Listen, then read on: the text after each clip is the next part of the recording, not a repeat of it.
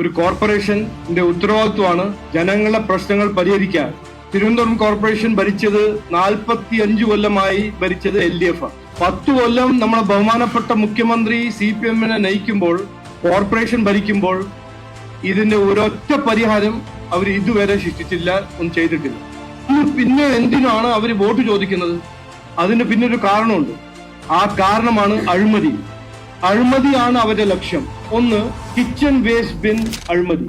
2016 മുതൽ 2025 വരെ ഉറവിട മാലിന്യ സംസ്കരണത്തിനായി നടപ്പിലാക്കിയ കിച്ചൺ ബിൻ പദ്ധതിയിലാണ് ഞെട്ടിക്കുന്ന അഴിമതി. നഗരത്തിൽ കിച്ചൺ ബിന്നുകൾ സ്ഥാപിക്കാനുള്ള 15.5 കോടി രൂപയുടെ പദ്ധതി ടെൻഡർ നടപടികൾ പാലിക്കാതെ കോയമ്പത്തൂർ ആസ്ഥാനമായ ഒമേഗ എക്കോടെക് എന്ന സ്വകാര്യ കമ്പനിയെ ഏൽപ്പിക്കുകയായിരുന്നു കോർപ്പറേഷൻ. താൽപര്യപത്രം പോലും ഇല്ലാതെയായിരുന്നു 25/3/2017 1387 നമ്പർ ഉത്തരവിലൂടെയുള്ള തീരുമാനം. ചുരുക്കി പറഞ്ഞാൽ IRTCയെ മറയാക്കി സഖാക്കൾക്ക് താൽപര്യമുള്ള ഒമേഗ എക്കോടെക്കിന് കോടികളുടെ പദ്ധതി നൽകുകയെന്ന തന്ത്രമാണ് കോർപ്പറേഷൻ നടപ്പിലാക്കിയത്. 2019 ടെൻഡർ സമർപ്പിക്കാൻ സമയം അവസാനിച്ചതിന് ശേഷം എത്തിയ ഒമേഗ ഇക്കോടെക്കിന് എങ്ങനെ കരാർ ലഭിച്ചു? പർച്ചേസ് കമ്മിറ്റി 1 കോടി രൂപയ്ക്ക് അനുമതി നൽകിയ പദ്ധതി തുക എങ്ങനെ 9 കോടി രൂപയായി? 15.5 കോടി രൂപയുടെ പദ്ധതിയിൽ എത്ര പേർ ഉപയോക്താക്കളായി? എത്ര പേർക്ക് ഉൽപ്പന്നങ്ങൾ ലഭിച്ചു എന്നതിനെ പറ്റിയൊന്നും കോർപ്പറേഷന് യാതൊരു ധാരണയുമില്ല. അതുകൊണ്ട് തന്നെ